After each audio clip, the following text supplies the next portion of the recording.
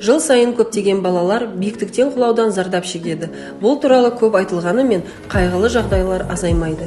Терезелерді маусымға қарай ашуға байланысты балалардың ашық терезеден құлауы қайғылы дәстүрге айналуда. Көптеген ата-аналар ашық терезе бала өмірі үшін қауіпті болуы мүмкін екенін ұмытып кеткен. Сұлтан қаласының полиция департаменті, Есіл ауданының полиция басқармасы ата-аналардың негізгі қауіпсіздік ережелерін сақтауға шақырады. Балаларды қараусыз қалдырмаңыз. Ашық терезелердің жанында балалардың ойнауына жол бермеңіз. Москиттік торларға сенбеңіздер, олар балаларға сенімділік елесін тудырып, сүйенуге итермелейді. Москиттік торлар құлаудан құтқармайды.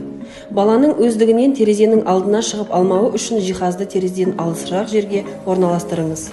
Балаңызға терезеден бір нәрсе көрсету мақсатында терезе үстінде тұруды үйретпеңіз. Бөлменің ауасын тазарту үшін терезенің көзін немесе терезенің жоғарғы жағын ашып желдетіңіз. Терезенің тұтқаларын алып тастаңыз немесе арнайы құлпы бар тұтқаларды орнатыңыз. Терезеге бекіткіштер мен бұғаттағыштар орнатыңыз. Балаңыздың өмірі мен денсаулығы сіздің қолыңызда екендігін ұмытпаңыз.